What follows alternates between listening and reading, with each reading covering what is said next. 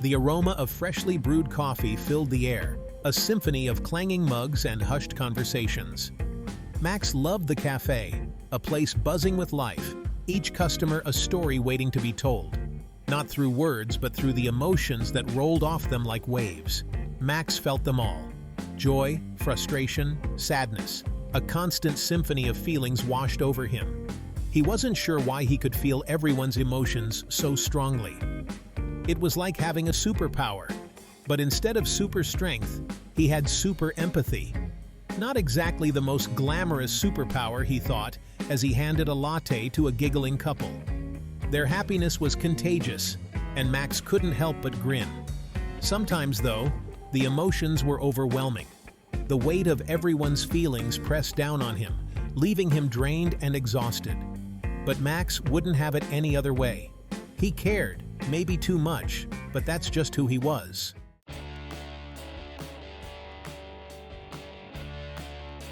"One cappuccino, extra foam, coming right up," Max sang out, his cheerfulness echoing through the cafe. He loved making coffee, each cup a tiny work of art. But more than that, he loved connecting with people, even if it was just for a fleeting moment. "Excuse me," a gruff voice interrupted his thoughts. "I've been waiting for my bagel for 10 minutes. A man with a furrowed brow and a scowl etched on his face tapped his foot impatiently. Max's smile faltered.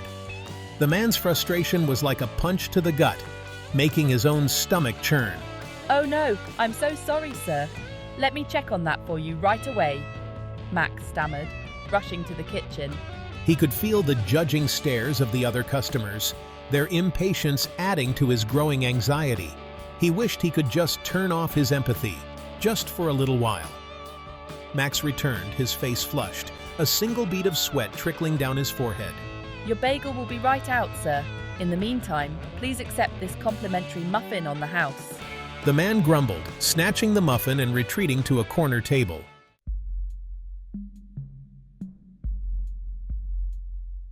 Max sighed, leaning against the counter, the encounter leaving him emotionally drained. It was always a tightrope walk, balancing his own feelings with the onslaught of emotions from those around him. "Max, you gotta learn to let things roll off your back," his co-worker Sarah said, her voice laced with concern. "You can't take on everyone's baggage." Sarah, with her cool demeanor and quick wit, seemed immune to the emotional turbulence that swirled around them. Max knew she was right. He had to find a way to control his empathy, to channel it in a way that didn't leave him emotionally spent. But how? It was as much a part of him as his love for coffee and his worn-out comic books. Little did Max know, his life was about to take an unexpected turn. An event that would push his empathy to its limits and awaken a power within him he never knew existed. And it all started, as these things often do, with a simple cup of coffee.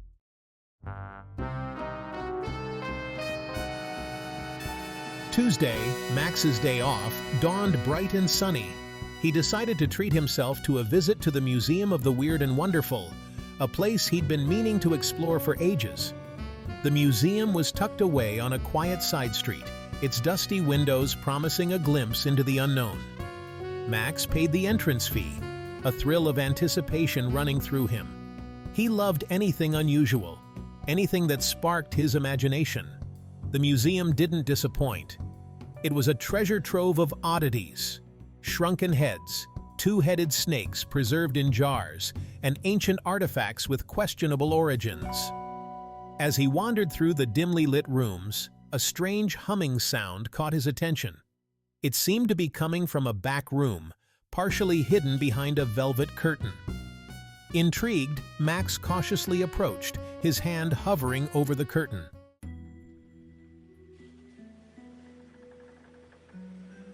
The Feelings Amplifier. Max peeked through the curtain.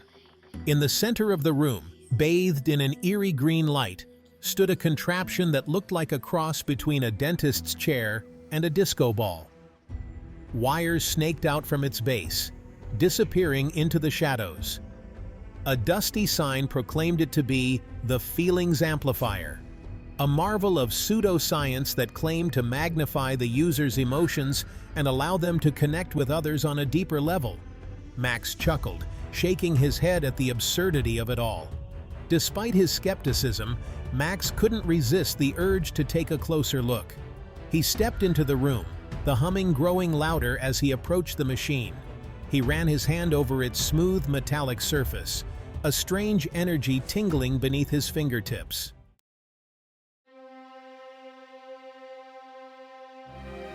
Emotional roller coaster.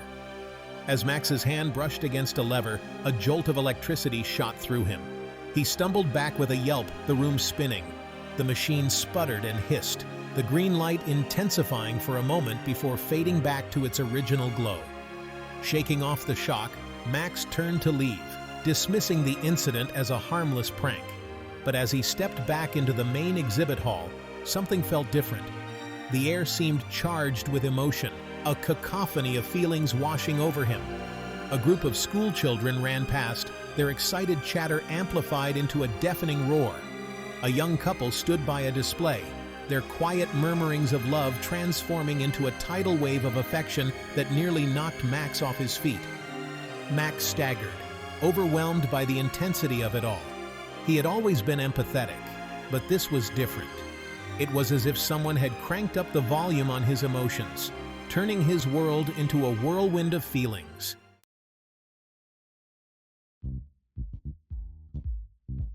Sunshine and smiles. The after-school program buzzed with the energy of children engrossed in arts and crafts. Paper butterflies fluttered from the ceiling, their bright colors a stark contrast to the gray afternoon outside. Victoria, a woman whose smile could rival the sun, moved among the tables, her voice a soothing melody. She stopped by a table where a little girl, her brow furrowed in concentration, struggled with a paintbrush. There you go, darling. Let the colors flow. Don't be afraid to express yourself. The girl, her initial hesitation forgotten, beamed up at Victoria, her brush dancing across the paper. To an outsider, it was a scene of pure joy, a testament to Victoria's dedication and nurturing spirit. But beneath the surface, a current of something darker lurked.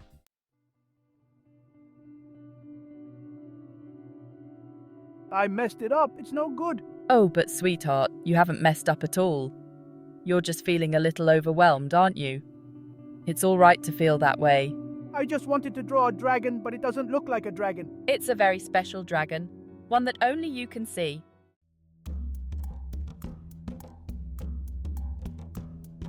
Drawn by the sound of children's laughter, Max paused outside the community center.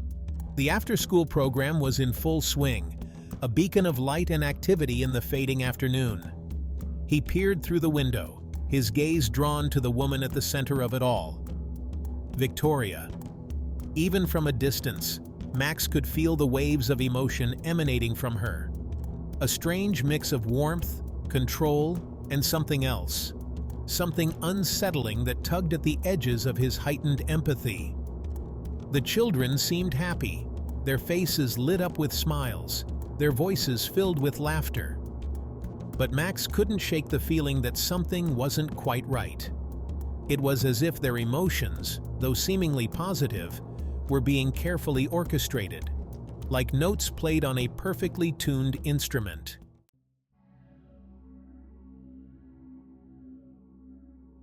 Victoria, her senses attuned to even the slightest shift in the emotional atmosphere, turned her head, her gaze sweeping across the room until it landed on Max's face peering through the window. Her smile widened, but it didn't reach her eyes, which remained cold and assessing. A new player had entered her carefully constructed world, one who seemed to possess an uncanny ability to sense the emotions of others. This intrigued her, but it also posed a potential threat to her carefully crafted facade. Excuse me for a moment, children. We seem to have a visitor. Let's make him feel welcome, shall we? And with that, she moved towards the door, her smile firmly in place, ready to greet the unsuspecting Max and assess the danger he posed.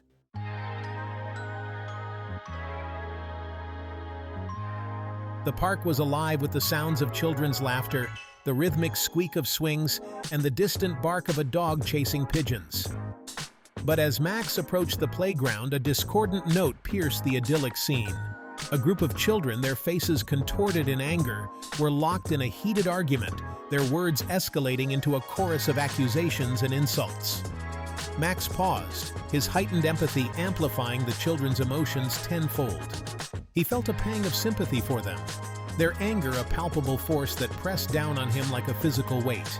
He couldn't just walk away. He had to do something. Hey guys, what's going on here? The children, their attention momentarily diverted from their dispute, turned to face Max, their expressions wary and suspicious.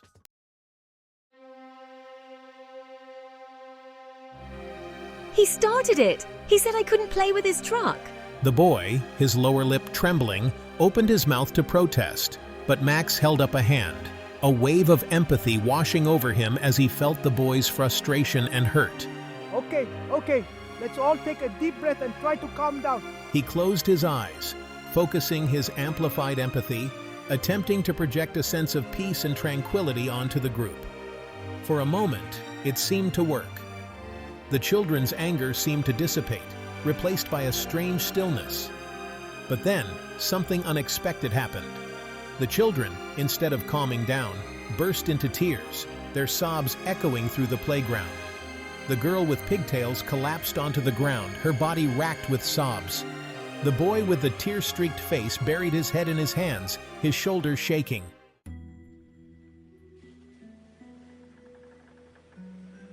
Max stood there, his face a mask of bewilderment and concern, as the children's tears flowed freely. He had wanted to help, to ease their pain, but instead, he had amplified it. He felt a wave of helplessness wash over him. What was happening to these children? Their emotions were so raw, so volatile. As the children's sobs subsided, they began to talk, their words tumbling out in a jumble of confusion and fear. They spoke of nightmares, of voices whispering in the dark, of a strange feeling that something was wrong, but they couldn't quite put their finger on what it was. Max listened intently, his brow furrowed in thought. He had never encountered anything like this before. It was as if the children's emotions were being manipulated, their fears amplified by some unseen force. But who would do such a thing? And why?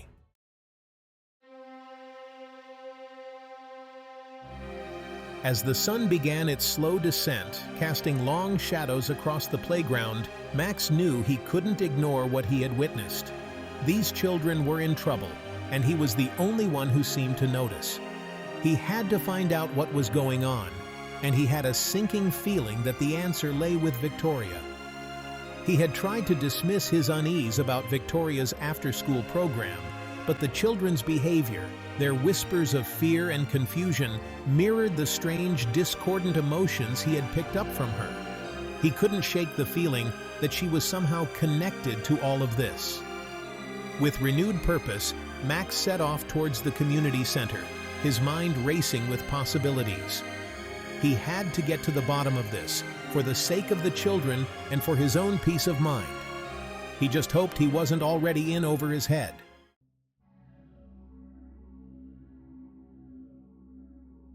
The smell of crayons and glue filled the air as Max stepped into Victoria's after-school program, a whirlwind of forced cheerfulness.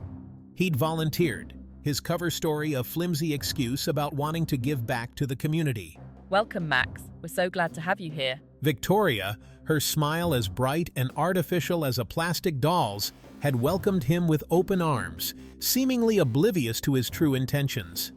Max plastered a smile on his face, trying to blend in with the other volunteers. But beneath the surface, his senses were on high alert. He watched Victoria as she moved among the children, her touch lingering a little too long, her words laced with subtle suggestions that sent shivers down Max's spine. He felt like a wolf in sheep's clothing, surrounded by a flock of unsuspecting lambs. He just hoped he could expose Victoria's true nature before it was too late.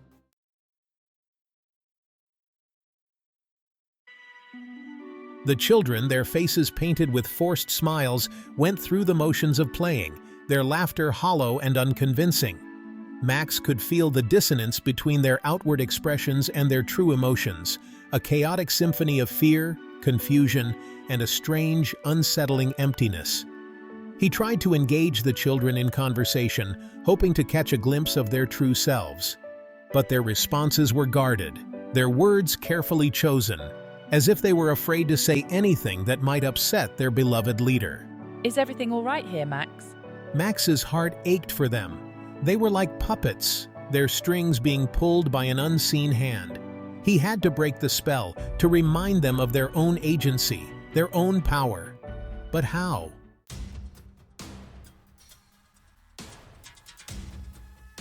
As the afternoon wore on, Max noticed a slight crack in Victoria's carefully constructed facade.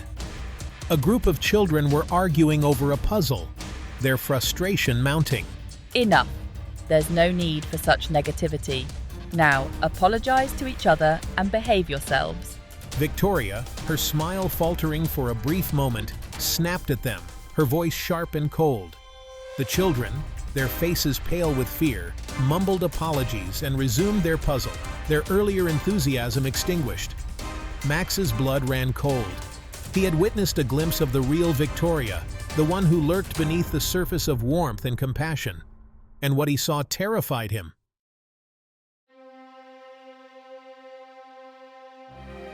As the after-school program drew to a close, Max felt a growing sense of urgency. He had seen enough to know that Victoria was dangerous, that her manipulation ran deeper than he could have imagined. He had to expose her, to free the children from her grasp. But how? He couldn't just accuse her without proof. He needed concrete evidence, something that would convince the other adults, the ones who were so easily charmed by Victoria's facade. As Max walked home that evening, his mind raced with possibilities. He had to tread carefully, to outsmart Victoria at her own game. The stakes had just been raised, and he was running out of time.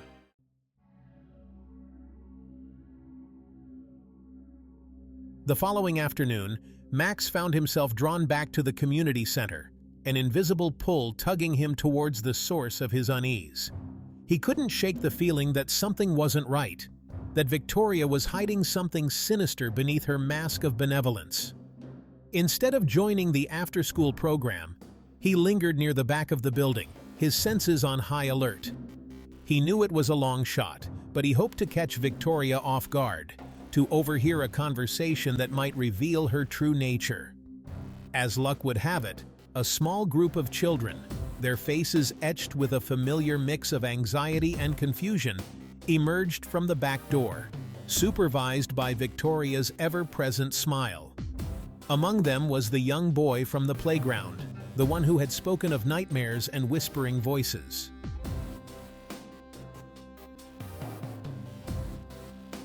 Max, his heart pounding in his chest, quickly ducked behind a row of trash cans, his eyes fixed on the group as they made their way towards a secluded picnic table. He watched as Victoria, her voice a soothing murmur, engaged the young boy in conversation, her hand resting lightly on his shoulder. You must have imagined it, sweetheart. There are no monsters under your bed. It was just a bad dream. Straining to hear their words, Max felt a surge of anger and disgust as he realized what he was witnessing. Victoria, with a practiced ease that chilled him to the bone, was gaslighting the young boy, twisting his words, planting seeds of doubt in his mind. But The boy, his eyes filled with confusion and a flicker of defiance, opened his mouth to protest, but Victoria quickly cut him off.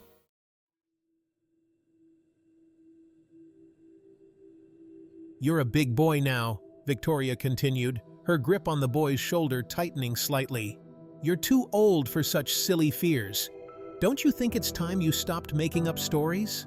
but it felt so real.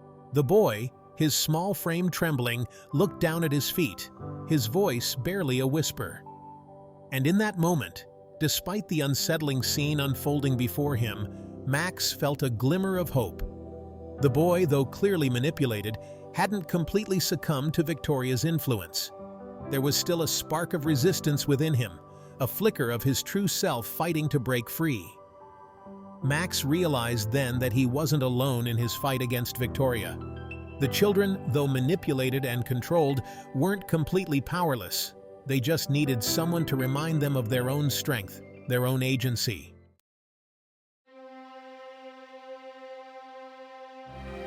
As Victoria, her work done, steered the group of children back towards the community center, a surge of anger and determination washed over Max. He had seen enough. He knew what he had to do. He couldn't stand by and watch as Victoria continued to manipulate and control these innocent children. He would expose her, no matter the cost. He would be their voice, their champion. He would show them that they weren't alone, that their feelings were valid, that they had the power to break free from Victoria's grasp. In that moment, Max's empathy, once a burden, transformed into a weapon. He could feel the children's fear, their confusion, their longing for freedom. And he would use that connection, that shared experience, to bring Victoria down. The turning point had arrived.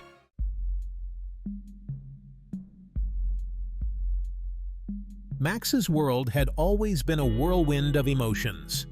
From the bustling cafe to the quiet corners of his own mind, he felt everything, sometimes too much. His empathy, once a source of amusement and occasional awkwardness, had become a beacon, leading him down a path he never could have imagined. The strange encounter at the Museum of the Weird and Wonderful had changed everything. His empathy, amplified to an almost unimaginable degree, had opened his eyes to a hidden world, a world where emotions could be manipulated, where innocence was exploited. And at the center of it all stood Victoria, her smile a mask, her words weapons. Max realized that his empathy was more than just a feeling. It was a gift, a responsibility. He could no longer stand on the sidelines, overwhelmed by the emotional chaos. He had to act.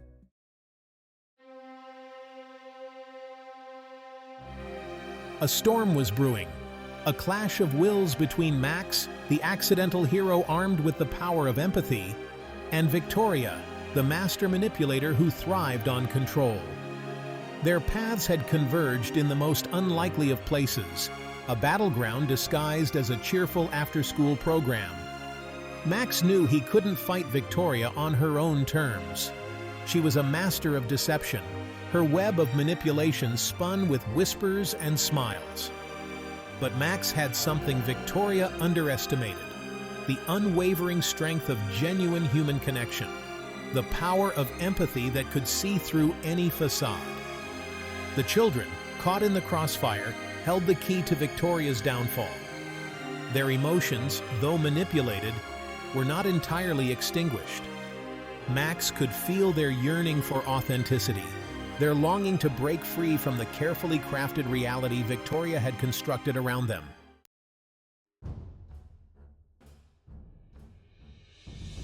Max's heart ached for the children, their innocence tainted by Victoria's insidious influence. He saw himself in their confusion, their struggle to reconcile their true feelings with the manipulated emotions forced upon them.